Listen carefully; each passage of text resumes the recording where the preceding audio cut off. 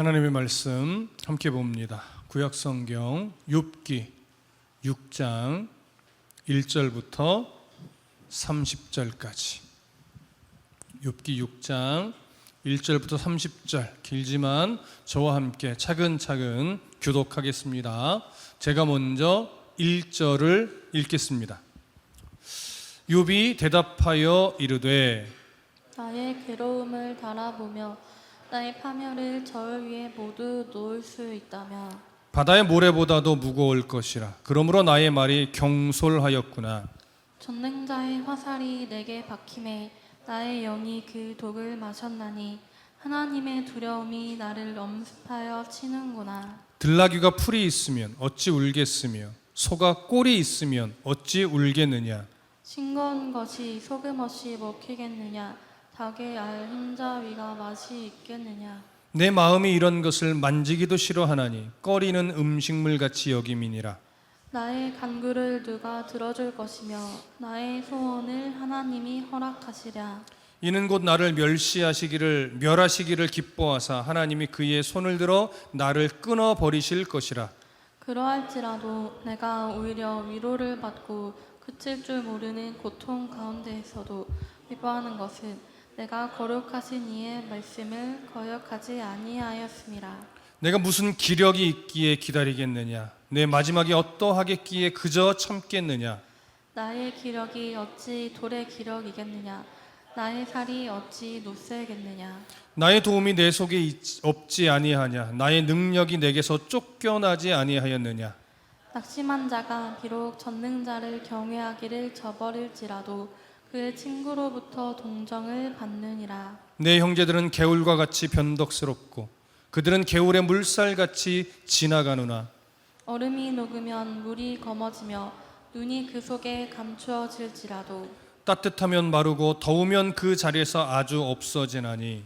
세상들은 그들의 길을 벗어나서 삭막한 들에 들어가 멸망하느니라. 대마의 떼들이 그것을 바라보고 스바의 행인들도 그것을 사모하다가 거기 와서는 바라던 것을 부끄러워하고 낙심하느니라. 이제 너희는 아무것도 아니로구나. 너희가 두려운 일을 본즉 겁내는구나. 내가 언제 너희에게 무엇을 달라고 말했더냐. 나를 위하여 너희 재물을 선물로 달라고 하더냐. 내가 언제 말하기를 원수의 손에서 나를 구원하라 하더냐.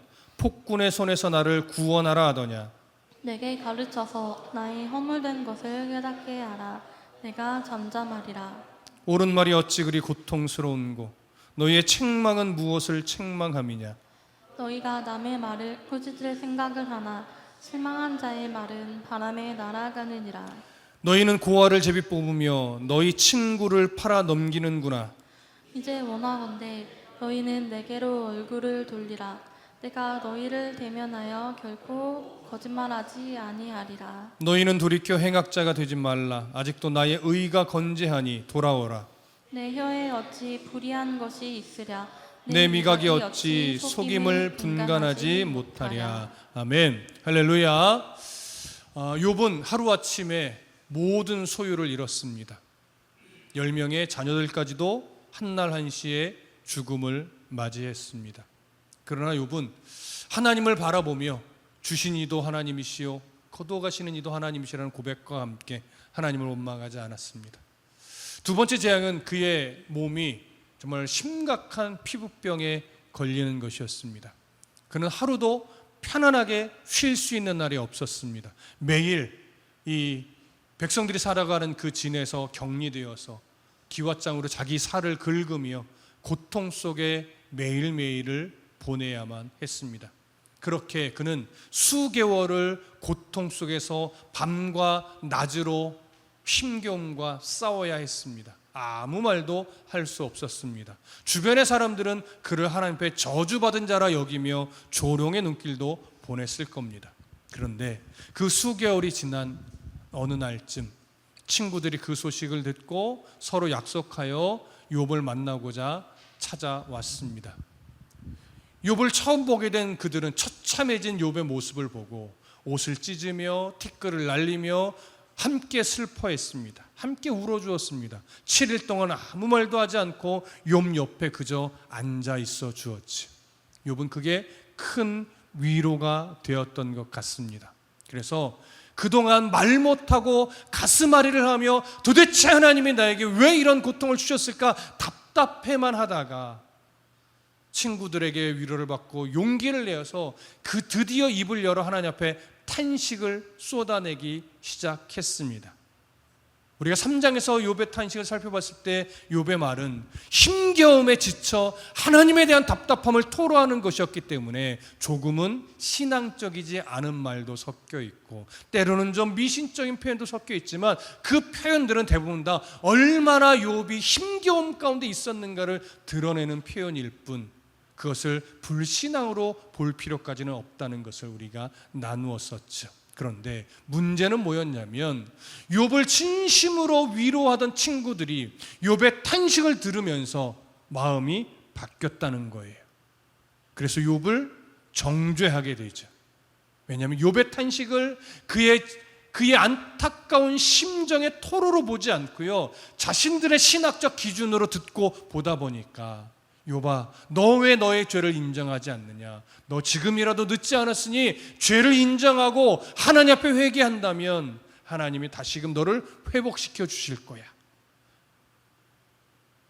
그렇게 정죄하게 되었습니다. 욥은 그 말을 듣고 들다가 가슴이 먹먹해졌을 겁니다. 왜냐하면 그 친구들의 정죄는 욥의 진심을 또 욥의 그 삶을 헤아리지 않고 하는 정죄였기 때문이었죠. 그래서 이제 오늘 본문을 통해서 6장과 7장에서 욥은 자신을 정죄하던 친구들에게 자신의 마음을 전달합니다. 변론하는 것과 똑같죠. 그래서 오늘은 6장만 살펴볼 겁니다. 자, 욥이 무엇이라고 반응하는지 함께 살펴보시죠. 1절부터 7절 다 같이 읽겠습니다. 시작. 욥이 대답하여 이르되 나의 괴로움을 달아보며 나의 파멸을 저울 위에 모두 놓을 수 있다면 바다의 모래보다도 무거울 것이라. 그러므로 나의 말이 경솔하였구나. 전능자의 화살이 내게 박힘에 나의 영이 그 독을 마셨나니 하나님의 두려움이 나를 엄습하여 치는구나. 들나귀가 풀이 있으면 어찌 울겠으며 소가 꼴이 있으면 어찌 울겠느냐. 싱거운 것이 소금 없이 먹히겠느냐. 닭의 알 흰자위가 맛이 있겠느냐. 내 마음이 이런 것을 만지기도 싫어하나니 꺼리는 음식물같이 여김이니라. 자, 잘 들어보세요. 욥이 가장 먼저 이렇게 말합니다. 나의 괴로움을 달아보며 나의 파멸을 저울 위에 모두 놓을 수 있다면 바다의 모래보다도 무거울 것이라. 그러므로 나의 말이 경솔하였구나. 이게 무슨 의미냐면 욥이 지금 가지고 있는 그 고통, 욥이 당하고 있는 이 파멸의 상황, 이것들을 만일 무게로 잴 수만 있다면 바다의 모래보다도 더 무거울 거라는 거예요. 당시 고대 근동에서 모래의 이미지는 뭐냐면 가장 많은 것, 그리고 가장 무거운 것, 이런 이미지를 갖고 있었어요. 그래서 욥의 고통은요, 바다의 모래보다도 무거울 거래요. 이게 무슨 의미겠습니까? 그 어떤 사람이 겪었던 고통보다도 지금 자신이 겪고 있는 그 고통이, 자신이 당하고 있는 이 파멸이 가장 무겁고 가장 힘겨울 거라는 그런 의미가 돼요. 그래서 나의 말이 경솔하였구나, 이렇게 표현이 되어 있는데, 이 경솔하였구나 이 표현을 그냥 한글 번역의 느낌대로라면 어떤 의미겠습니까? 내가 3장에서 그 탄식하며 했던 말이 후회되는구나, 너무 경솔하게 한 말이었구나, 이런 의미로 여겨져요. 그런데 이 히브리어 성경이 조금 달라요. 번역이 약간 왜곡되게 번역이 됐어요. 여기 경솔하였구나라고 번역된 히브리 말이 라우라는 말인데 거칠게 말하였다, 이런 의미예요. 거칠게 말하였다. 이건 후회의 느낌이 아니고요, 내가 왜 이렇게 거칠게 탄식할 수밖에 없었냐면 나의 고통의 무게가, 나의 파멸의 무게가 저 바다의 모래보다도 무거웠기 때문에 나는 어쩔 수 없이 그렇게 거칠게 말할 수밖에 없었다라고 하는 의미예요. 그러니까 내가 거칠게 말할 수밖에 없었던 이유를 이렇게 설명하는 거예요. 그러나 이 무게감을 친구들이 헤아리지 사실은 못했다라고는 의미가 돼요. 그래서 4절을 보면요, 전능자의 화살이 내게 박힘에 나의 영이 그 독을 마셨나니 하나님의 두려움이 나를 엄습하여 치는구나, 이렇게 말합니다. 이게 어떤 의미냐면 하나님이 자신에게 뭘 쏟다는 거예요? 독화살을 쏟다는 거예요. 이게 하나님을 지금 사냥꾼으로 묘사를 하면서 내가 이렇게 거칠게 말할 수밖에 없었던 이유를 조금 더 설명을 하는 거예요. 이 독화살은요, 이 고대 근동에 가끔 사냥꾼들이 쓰는 무기였다라고 해요. 근데 짐승이 독화살을 맞으면 어떻게 될까요? 바로 죽을까요? 그렇지 않아요. 독이 그 짐승의 몸에 퍼지면서 점점 죽어가는 거예요. 그렇다면 왜 욥이 이런 표현을 썼냐면, 하나님의 독화살을 맞은 욥은 처음에는 견딜만 할 것 같았는데 점차 시간이 흐를수록 점차 죽어가는 자가 됐다는 거예요. 점차 더 힘들고 더 무겁고 더 괴롭고 그런 상황이 계속되니까 이제는 두려움이 욥의 삶을 아예 가득 채워버렸다는 거예요. 그러니까 나는 이렇게 힘들어지고 있고 이렇게 두려움이 가득한데 너희들은, 친구들은 욥의 이 아픔과 이 고통을 헤아리지 않고 정죄하는 쪽에만 무게를 두었다라고 하는 것을 지금 말하는 거죠. 이렇게 욥은 정말 힘겨운 상태예요. 탄식할 수밖에 없어요. 거칠게 말이 나갈 수밖에 없는 상황이었던 거예요. 그런데 보세요, 5절, 들나귀가 풀이 있으면 어찌 울겠으며 소가 꼴이 있으면 어찌 울겠느냐. 이게 무슨 말이냐면, 들나귀나 소가 거칠게 우는 이유는 먹을 것이 없기 때문이라는 거예요. 그러면 먹을 것이 없기 때문에 거칠게 이 짐승들이 우는 건 정당해요, 불합리해요? 이거 정당한 거예요. 왜 이런 표현을 하냐면, 욥이 거칠게 탄식할 수밖에 없었던 이유는 그가 알 수 없는 고통, 도대체 이유를 알 수 없는 그 재앙이 하루아침에 자기한테 몰아쳐서 자기는 지금 견딜 수 없는 고통에 놓여있기 때문이라는 거예요. 그러니 자기가 거칠게 탄식할 수밖에 없었던 건 정당하다, 정당하지 않다? 욥은 정당했다는 거예요. 근데 친구들은 헤아리지 못하고 있는 거지. 그러면서 이어지는 표현 보세요. 6절, 싱거운 것이 소금 없이 먹히겠느냐, 닭의 알 흰자위가 맛이 있겠느냐, 내 마음이 이런 것을 만지기도 싫어하나니 꺼리는 음식물 같이 여김이라. 왜 이런 표현을 하냐면, 여러분 어쨌든 싱거운 음식은 자기 나름대로 자기 입에 맞게끔 간을 해야 맛있게 먹을 수 있는 거예요. 그건 너무나 당연한 거죠. 요즘에 다이어트 하는 사람들이 너무나 싱겁게 많이 먹고, 저희 아내도 싱겁게 먹다 보니까 저도 싱거움에 많이 익숙해졌지만, 그래도 어떻게 해요? 자기 입에 맞는 간을 해야 된단 말이에요. 상대적으로 누구는 좀 싱겁게 먹고 누구는 좀 짜게 먹겠지만 자기 입에 맞게끔 간을 해야 맛있게 먹을 수 있는 건 뭐예요? 그건 당연한 거예요. 그리고 또 이어서 뭐라고 말해요? 닭의 알 흰자위가 맛이 있겠느냐, 이렇게 말해요.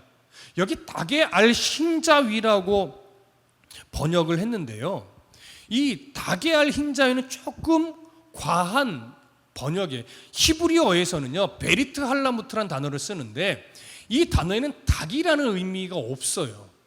그런데 닭의 알 흰자위로 번역을 해버린 거예요. 왜 그렇게 했냐면, 이 닭의 알 흰자위, 그러니까 베리트 할라무트라는 히브리 단어는요, 뭘 의미냐면 맛이 없다는 게 맛없어 이것이 아니고 맛이 느껴지지 않는 그런 식물인데, 우리나라로 말하면 쇠비름이라고 해요. 쇠비름.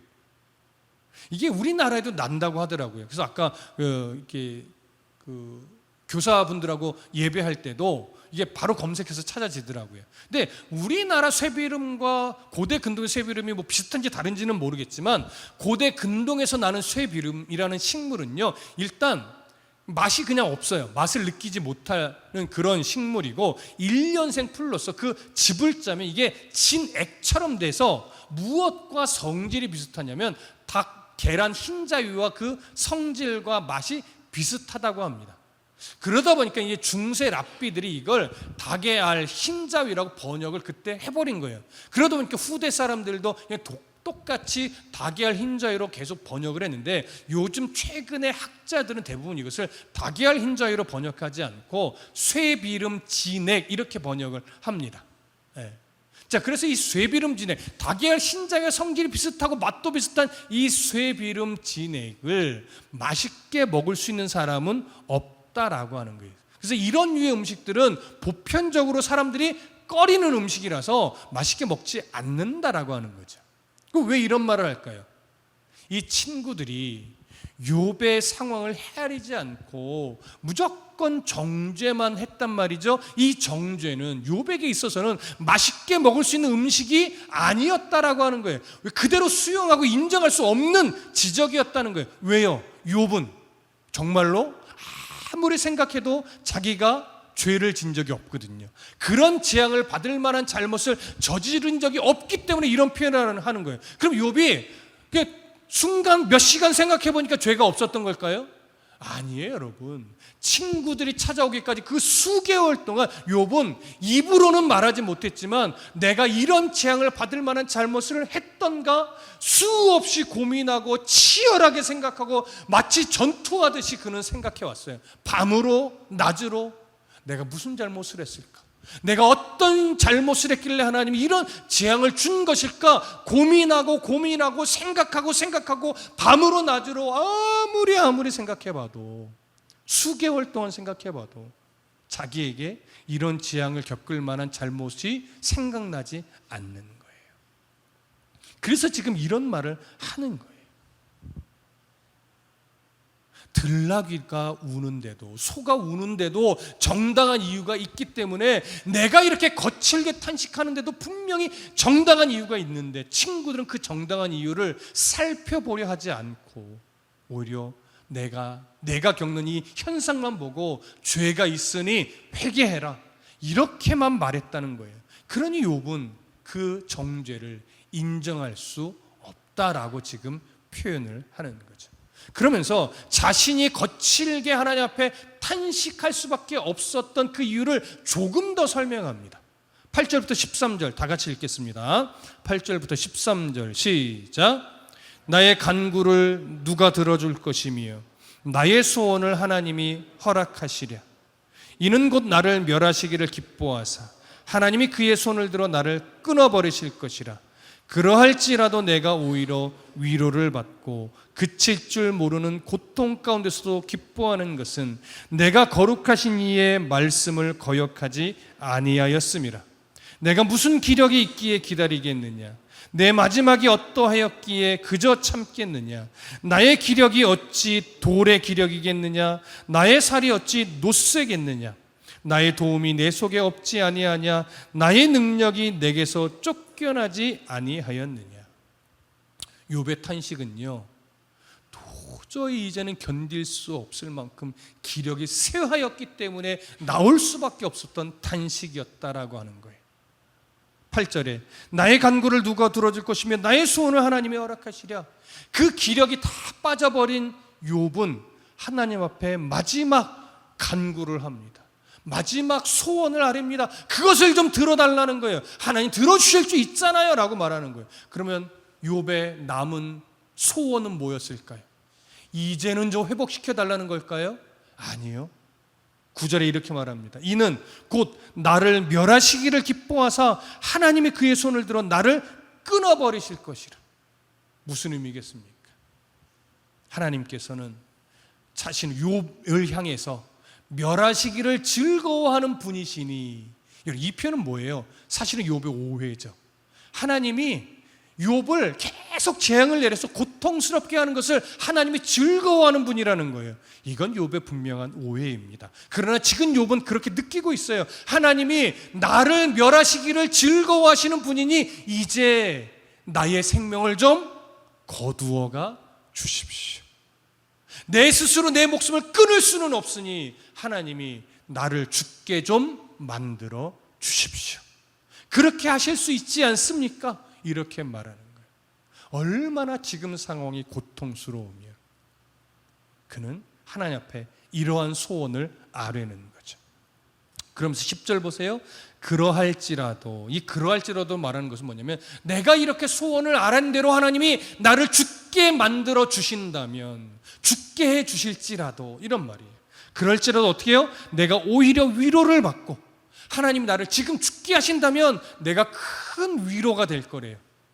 그 다음에 이어서 말해요. 그칠 줄 모르는 고통 가운데서도 기뻐한대요. 내가 여전히 고통 가운데 있지만 나를 죽게만 해주신다면 내가 지금 너무나 기쁠 거래요. 그러면서 말해요. 내가 거룩하신 이의 말씀을 거역하지 아니하였습니다.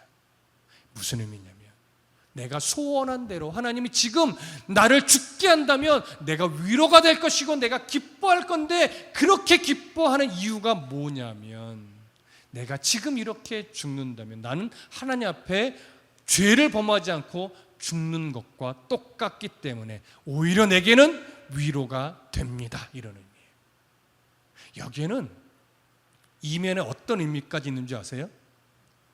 이 고통의 상황이 조금만 더 길어진다면 나는 이제 하나님을 원망할 것 같은 거예요. 하나님 앞에 범죄할 것 같은 거예요. 그러니 내가 견디다 못해 범죄하기 전에 이제 나를 죽여주신다면 나는 오히려 더 기쁠 것 같습니다. 이런 의미예요. 여러분, 욥의 고통을 아시겠습니까? 그래서 우리가 함부로 내가 지금 욥과 같은 고통에 놓였다라고 함부로 말할 수 없는 게 이런 이유예요. 여러분들도 물론 욥처럼 고통스러움에 놓이는 순간이 있었을 거예요. 지금 그 순간에 있기도 할 거예요. 앞으로 그 순간을 겪기도 하겠죠. 하지만 욥은요, 내가 더 이상 지쳐서 더 이상 견딜 힘이 없어서 하나님 앞에 범죄하기 전에 지금 좀 죽여서 이렇게 말하는데, 여러분, 이런 고통까지 가는 사람은 사실 흔하지는 않습니다. 얼마나 지금 고통이 견딜 수 없을 만큼 힘겨우며 내가 하나님을 원망하기 전에, 내가 하나님 앞에 범죄하기 전에 이제 나를 좀 죽여주십시오. 그러면 내가 위로를 받을 것 같고 내가 기뻐할 것 같습니다. 이런 말을 합니다. 자, 그러면서 말해요. 11절. 내가 무슨 기력이 있기에 기다리겠느냐? 내 마지막이 어떠하였기에 그저 참겠느냐? 나의 기력이 돌의 기력이겠느냐? 나의 살이 어찌 노쇠겠느냐? 나의 도움이 내 속에 없지 아니하냐? 나의 능력이 내게서 쫓겨나지 아니하였느냐? 이건요, 욥이요, 나는 돌도 아니고 나는 무쇠도 아니기 때문에 더 이상 조금이라도 참고 견딜 만한 기력이 내 안에 없다는 거예요. 그러면서 말하는 거예요. 하나님이 내 속에 더 이상 참고 견딜 만한 기력을 다 몰아내지 않았습니까? 하나님이 참을 수 있는 기력을 다 몰아냈으니 이제 좀 내가 기쁘게 죽을 수 있도록 하나님 도와주십시오. 이런 의미예요. 여러분, 욥은 이 정도로 지금 밑바닥에 있어요. 이 정도로 고통에 몸부림쳐 왔던 거예요. 더 이상 고통에 몸부림칠 기력도 없어요. 이제는 하나님 앞에 거칠게 탄식할 만한 기운도 남아있지 않은 거예요. 마지막 힘을 다해서 하나님 앞에 탄식했더니 친구들은 위로가 아니라 뭐만 돌아왔어요? 정죄만 돌아왔던 거예요. 그러니 욥의 마음이 더 아팠던 거죠. 그래서 여러분, 지금 이제 욥은요, 친구들에게 정말 하고 싶었던 말을 합니다. 그 구절을 볼까요? 14절부터 20절 함께 읽겠습니다. 자, 시작. 낙심한 자가 비록 전능자를 경외하기를 저버릴지라도 그의 친구들로부터 동정을 받느니라. 내 형제들은 개울과 같이 변덕스럽고 그들은 개울의 물살같이 지나가느나 얼음이 녹으면 물이 검어지며 눈이 그 속에 감추어질지라도 따뜻하면 마르고 더우면 그 자리에서 아주 없어지나니 대상들은 그의 길을 벗어나서 삭막한 들에 들어가 멸망하느니라. 대마의 떼들이 그것을 바라보고 스바의 행인들도 그것을 사모하다가 거기 와서는 바라던 것을 부끄러워하고 낙심하느니라. 자, 여기 보면 14절에서 욥이 이렇게 말해요. 낙심한 자가 비록 전능자를 경외하기를 저버릴지라도 그의 친구들로부터 동정을 받느니라. 이건 욥이 친구들에게 뭘 기대했었는지를 말하는 거예요. 지금 낙심한 욥이, 절망의 늪에 빠져 있는 욥이 너무나 힘들어서 그는 하나님 앞에 거칠게 탄식했단 말이에요. 욥이 그렇게 했던 이유는 뭐였냐면 친구들이 7일 동안 아무 말 하지 않고 자기를 위해 울어주며 가만히 있었던 것이 너무나 큰 위로가 돼서 이제는 그 친구들에게 더 큰 위로를 좀 받고 싶어서 자신이 거칠게 하나님을 탄식했다는 거예요. 그 탄식에 비록 전능자를 경외하는 그런 멘트가 없었다 할지라도 욥은요, 친구들이 큰 마음으로 그 마음을 헤아리며 더 위로해 줄 것이라고 여겼다는 거예요. 그런데 오히려 친구들은 어떻게 해요? 욥의 그 마음을 헤아리는 것이 아니라 너 죄가 있으니까 그런 말을 하는 거야. 너 죄를 인정해. 그리고 회개해라고 정죄의 칼날을 댔다는 거예요. 욥이 그게 너무나 마음이 아픈 거예요. 그래서 말합니다. 친구들로 위로를 받고 싶었는데 그러지 않았다. 그러면서 15절 내 형제들은, 이 형제들을 친구들을 말하는 거예요. 약간의 좀 조롱이 섞인 거예요. 너희들은 내 형제였는데, 이런 의미죠. 내 형제들은 개울과 같이 변덕스럽고 그들은 개울의 물살같이 지나가느라. 여기서 말하는 개울은요, 이 간헐천을 말하는 거예요. 그러니까 와디라고 하죠. 와디. 이런 와디라고 하는 이 하천은 어떤 하천이냐면, 여러분 종종 들으셨겠지만 우기에, 팔레스타인 지역의 사막 기후에 우기에는요 비가 한동안 내리잖아요. 그러면 갑자기 강물이 되는 천이 있어요. 그래서 무섭게 흘러요, 우기가 되면. 근데 우기가 딱 끝나잖아요. 언제 그러했냐는 듯 그렇게 무섭게 흐르던 강이요 그냥 바짝 말라버려요.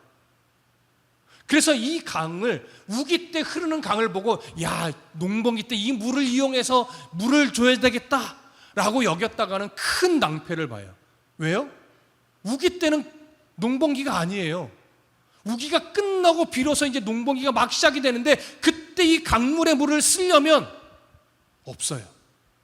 바짝 말라버려서. 이처럼 친구들의 위로를 기대했는데 이 친구들은 마치 우디처럼, 간헐천처럼 내가 위로가 필요할 때면 그 위로를 주지 않고 정죄를 주면서 싹 사라져 버렸다는 거예요. 나를 위로하던 마음이 그냥 간헐천, 와디처럼 순간에 사라지고 지금은 뭐만 남아요? 정죄하는 것만 남았다는 이 안타까움의 토로예요.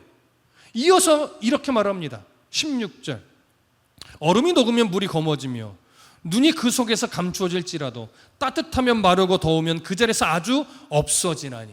이건요 간헐천은 아닌데 레바논 산맥같이 사막에도요 높은 산이 있어요. 그 산 꼭대기에는 눈이 있습니다. 사막 기후에도. 그래서 종종 그 눈이 녹아서 강을 이루어 흘러내릴 때가 있대요. 그 물도 여전히 사람들이 볼 때는 야, 이렇게 물이 흐른다고? 그럼 농번기 때 쓰면 좋겠네 라고 생각하면 큰 오산이었다는 거예요. 그 산의 눈이 녹아서 흘러 강을 이루었던 그 물도 역시나 조금만 더워지면 금세 말라서 바닥을 드러내요.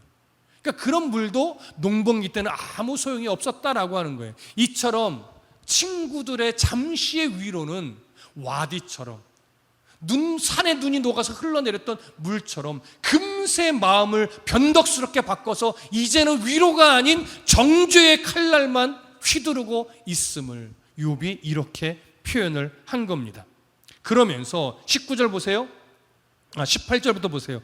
대상들은 그들의 길을 벗어나서 상박한 들에 들어가 멸망하느니라. 대마의 떼들이 그것을 바라보고 스바의 행인들도 그것을 사모하다가 거기 와서는 바라던 것을 부끄러워하고 낙심하느니라.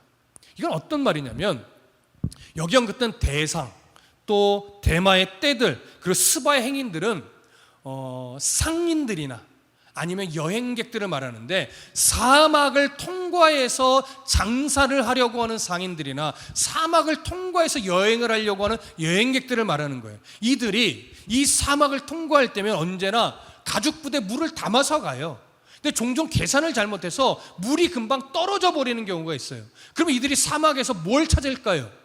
물길을 찾아요. 물길. 그리고 물길을 찾으면 상류로 가면 물이 있을 거기 때문에, 아니면 오아시스를 찾기도 하죠. 근데 물길을 딱 찾고서 상류로 가서 물을 기대하며 갔는데, 알고 보니까 그 물길은 평상시에 흐르는 물길이 아니고 와디였던 거예요. 와디니까 아무리 상류로 가도 물이 있어요, 없어요? 없죠. 그러니까 상류로 가서 물이 없고 이것이 와디였음을 깨달으면 그제서 거기서 부끄럽다는 거예요. 내가 왜 이 와디를 물이라 생각하고 찾으러 왔던가. 그래서 오히려 더 절망하게 된다는 거죠. 누구를 비유하는 거예요? 친구들의 위로를 기대했던 욥 자신을 말하는 거예요. 자기는 욥의 친구들의 그 위로를 기대하며 거칠은 탄식을 하나님 앞에 용기 내어 쏟아냈는데, 이제 돌아오는 것은 더 큰 위로가 아니라 욥을 향한 정죄의 칼날이었기 때문에 오히려 더 위로를 기대했던 자신이 부끄럽고 이전보다 더 절망스럽다. 이런 자신의 심정을 이렇게 표현을 한 겁니다. 그러면서 이제 21절부터 보세요. 21절부터 23절 함께 읽습니다. 시작. 이제 너는 아무것도 아니로구나. 너희가 두려운 일을 본즉 겁내는구나. 내가 언제 너희에게 무엇을 달라고 말했더냐? 나를 위하여 너희 재물을 선물로 달라고 하더냐? 내가 언제 말하기를 원수의 손에서 나를 구원하라 하더냐? 폭군의 손에서 나를 구원하라 하더냐? 이 표현은요, 욥이 친구들이 자신을 정죄하게 된 진짜 자기 눈에 보이는 진짜 이유를 설명하는 거예요. 그래서 잘 들으셔야 돼요. 21절. 이제 너희는 아무것도 아니로구나. 너희가 두려운 일을 본즉 겁내는구나. 이게 뭐냐면, 너희들의 위로는 끝이 나버렸구나. 그런데 너희들의 정죄함을 들어보니 너희들이 진짜 정죄하는 이유는 너희가 두려운 일을 받기 때문이구나, 이런 의미예요. 그래서 겁이 나서 나를 정죄하는 거구나, 이런 의미예요. 그럼 이게 어떤 의미냐? 잘 들어보십시오. 욥의 친구들은 처음에 욥을 보면서 가슴이 정말 아팠어요. 그래서 정말 욥에게 위로를 주고 싶었어요. 그래서 눈물을 흘리며 그 옆에 7일 동안 아무 말도 안 하고 같이 있어줬던 거예요. 그런데 문제는 뭐냐면, 욥의 탄식을 듣다 보니까 욥이 지금 심각한 오류에 빠졌다고 그들은 생각한 거예요. 무슨 오류요? 죄가 있는데 죄를 인정하지 않는 거예요. 죄가 없다고 자꾸 욥이 말하는 거예요. 그래서 엘리바스가 대표로 욥을 정죄하며, 너 죄가 있잖아, 왜 인정하지 않는 거야? 인정만 해, 그리고 회개만 해, 그럼 하나님이 회복시켜 주실 거야, 이렇게 지금 정죄하잖아요. 그런데 이 친구들이요, 욥이 그 회개하라는 말에 인정을 안 하는 욥의 모습을 본 거예요. 그럼 이제 이 친구들은 뭐라고 생각하냐면, 자신이 죄를 인정하지 않으니까 계속하여 욥의 편에서 욥을 위로하고 욥의 상황을 동정하다 보면 욥에게 내렸던 재앙이 혹시나 자기들에게도 오지 않을까, 이런 두려움에 빠진 거예요. 욥은 그걸 본 거예요.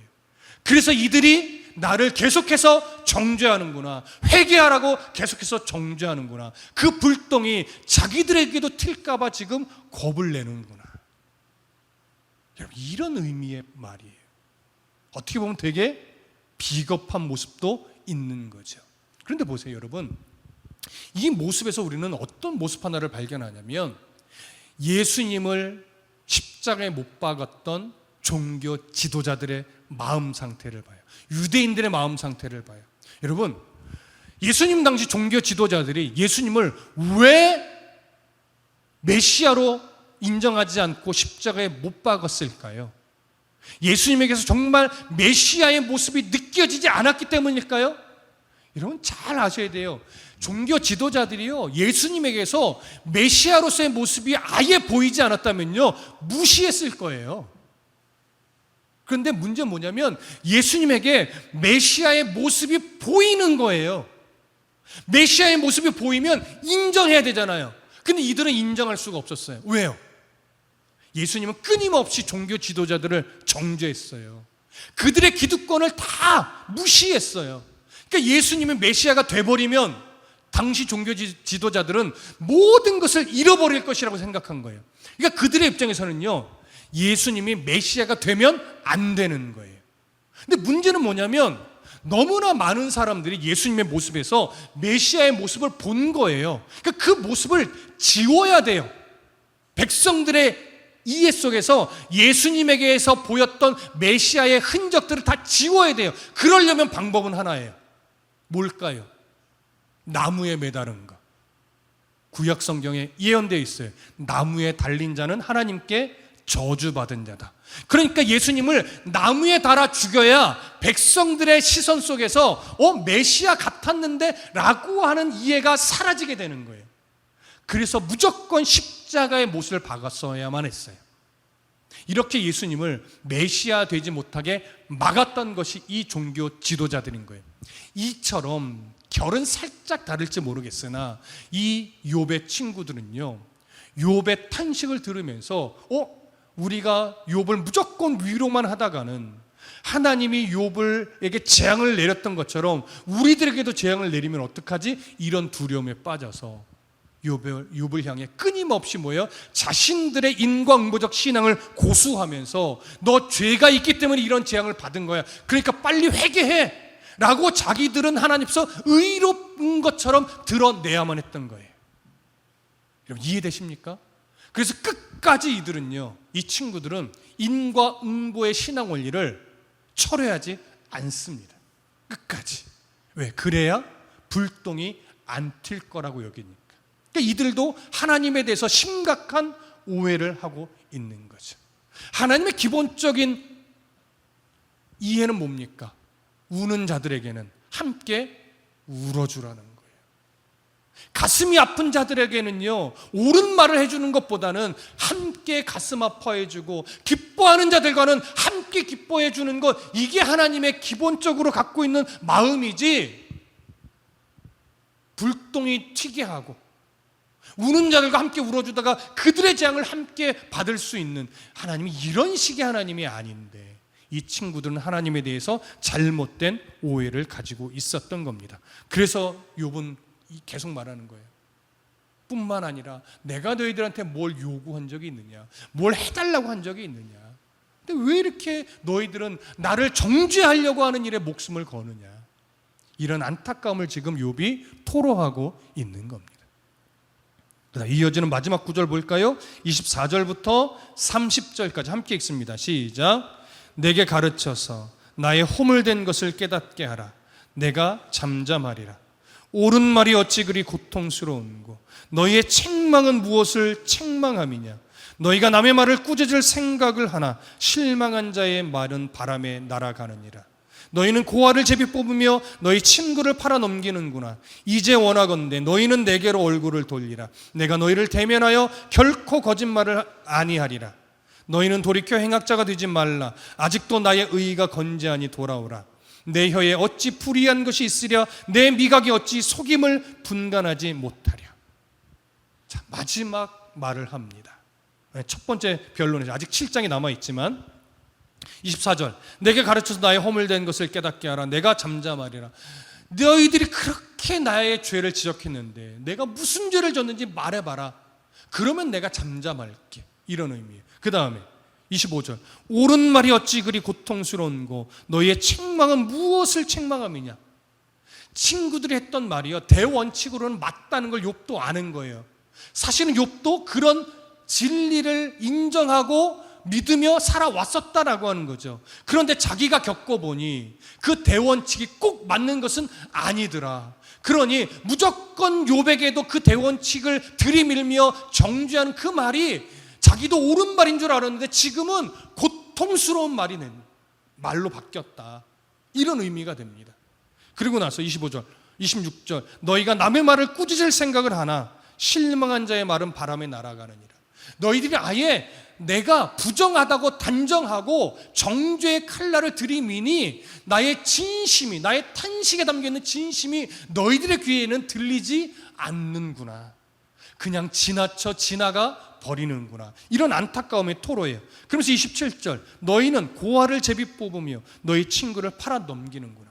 너희는 나를 아예 죄인이라 단정하고 싼 값에 나를 팔아버리고 있구나. 죄인으로 나를 팔아 넘기는구나. 이런 의미예요.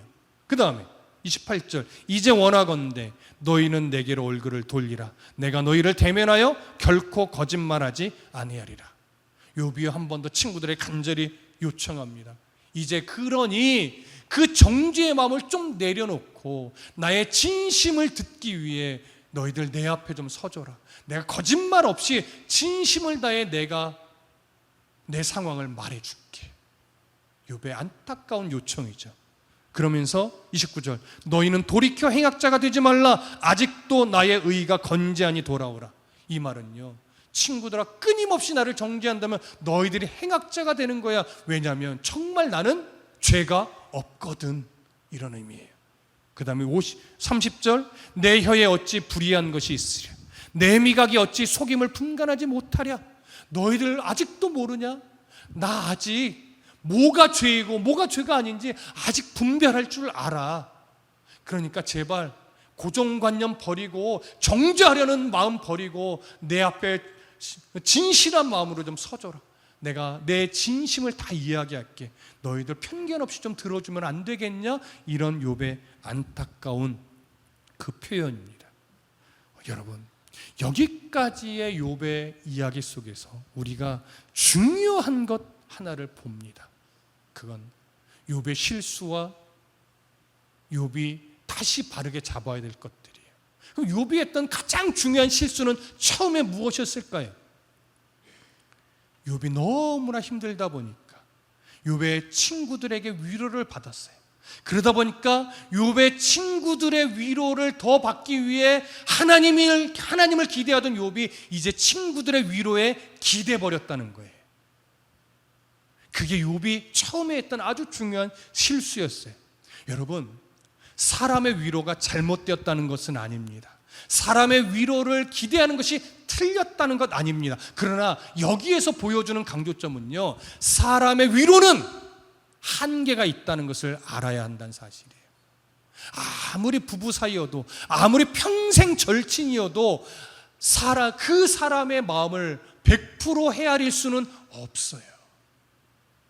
여기서 보여주는 건 뭐냐면, 정말 우리의 마음을 완전하게 헤아리고 우리의 마음을 완전하게 이해하며 정말 우리를 품어줄 수 있는 분은 오직 누구밖에 없다? 하나님 한 분밖에 없다는 사실을 놓치지 말라는 거예요. 그래서 하나님만을 기대하던 욥이 친구들의 방문으로 친구들의 위로에 기대는 마음으로 잠시 바뀌었어요. 그러다가 요 친구들의 정죄로 인해서 실망하고 다시 그의 시선을 하나님께로 이제 돌리고 있는 중에 있습니다. 그래서 한편으로는 하나님이 아닌 다른 것에 기대는 마음이 있었다면 그 마음들은 빨리 실망을 경험해야 됩니다. 빨리. 하나님이 아닌 다른 것을 의지하는 마음들, 그런 마음들은 빨리빨리 실망을 경험하셔야 돼요. 그래야 우리들의 시선이 다시금 누구에게로 와요? 하나님에게로 와요.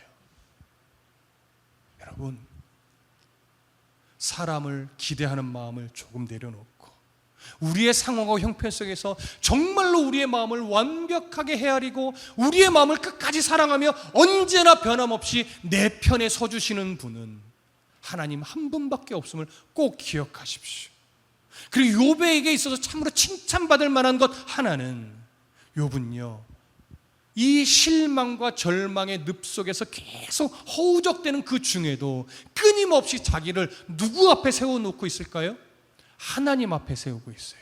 그게 귀한 거예요. 비록 욥이요, 계속 왜곡된 시선도 같이 가져가고 있었어요. 어떻게 해요? 하나님은 나를 멸하시기를 기뻐하시는 분이야, 이런 오해도 있었지만 그 와중에 끊임없이 자기를 하나님의 시선 앞에 자꾸 세워요. 그러니까 교정이 되는 거예요, 여러분.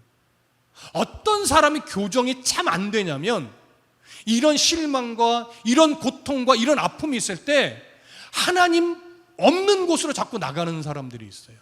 예배의 자리 밖으로 나가고 기도의 자리 밖으로 나가고 하나님은 싫어 이러고 자꾸 하나님의 그 사랑 밖으로 튕겨져 나가요. 이러면 교정이 안 돼요. 그러니까 하나님이 욥의 환도뼈를 치듯이 한번 크게 쳐서 다시 하나님의 영역 안으로 불러들인 다음에 교정을 하게끔 되는 거예요. 근데 욥은요, 이러는 와중에도 자꾸 자신을 하나님의 시선 앞에 놓아요. 원망해도 하나님 앞에서 원망해요. 그러니까 하나님이 끝내 욥을 어떻게 해요? 만나주시면서 욥은 그 하나님 앞에서 교정이 되는 거예요. 그 여러분들에게도, 저도 마찬가지고, 여러분 어떤 상황이 우리 안에 앞에 놓인다 할지라도, 욥이 겪었던 것처럼 기가 막힐 웅덩이에 빠져서 도무지 헤어나올 수 없는 그런 아픔과 고통에 놓여 있다 할지라도, 여러분 끊임없이 여러분 자신을 하나님 앞에 세워놓으시고 하나님만이 위로자가 되신다는 그 고백 가운데 탄식을 해도 주님 앞에서 하십시오. 그러면 우리에게 하나님이 보게 하시고 듣게 하시면서 우리를 다시금 건강하게 세워내실 겁니다. 자, 그렇다면 우리는 사람의 위로는 필요 없을까요? 그렇지는 않습니다.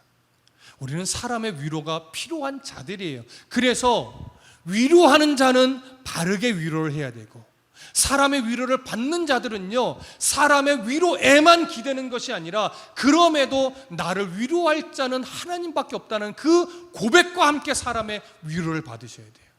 그럼 사람의 위로는 어떻게 해야 되겠습니까? 우리는 예수 믿는 자들은 어떤 조금 강박이 있냐면 정답을 줘야 될 것 같은 강박을 갖고 있어요. 특히 목회자, 누군가 위로를 받고 오자 상담하러 오잖아요. 그럼 목회자는요, 말씀을 근거라도 하든지 뭐 은혜로운 말을 하든지 정답을 줘야 될 것 같은 강박이 있어요.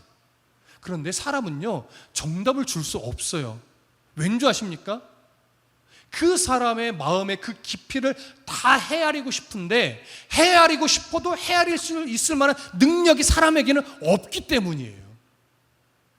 그래서 우리는 누군가를 위로할 때요, 정답을 주려 하기보다는 그저 무엇만 하면 되냐면 그 마음을 헤아리려고 하는 태도, 그 마음을 그래도 내 마음처럼 헤아리려고 하는 마음을 가지고 위로만 하면 돼요. 근데 그 위로는 어떻게 해야 될까요? 제가 답을 드릴 수는 없지만 하나님께 지혜를 구하며 한마디를 하더라도 그의 마음을 헤아리는 위로를 할 수 있게 해달라고 하나님께 지혜를 구하며 위로하셔야 돼요. 정답을 내리려고 하지 마시고, 욥도 말하잖아요. 옳은 말이 어찌 그리 가슴이 아픈지 힘들다. 근데 욥은 언제 위로를 받았어요? 친구들이 아무 말 없이 그냥 옆에서 함께 울어줬을 때, 그때 정말 위로를 받았거든요. 그래서 신약 성경에도 우는 자와 함께 울어주라는 말을 하죠. 우는 자에게 답을 주라는 말을 하지 않아요. 답은 스스로 찾게 돼 있어요. 어떻게? 하나님 앞에 자기를 계속 내어밀면 끝내 하나님의 은혜 아래서 이거였구나. 그건 세월 속에서 찾는 거예요. 그러니 여러분, 올바른 위로자가 되어 주십시오. 그리고 우리는 진정한 위로자는 하나님 한 분뿐이다라는 그런 기대를 놓치지 마십시오. 그리고 언제나 우리는 어떤 상황에도 내 자신을 하나님 앞에 놓는 이 훈련을 계속 해내셔야 됩니다. 그러면 하나님 때문에 우리는 결국 이겨내고, 결국 위로받고, 결국 이유를 찾게 되고, 그래서 결국 살아갈 이유를 만나고, 그래서 어떤 상황에도 담대한 그리스도인으로 살아갈 수 있게 되는 겁니다.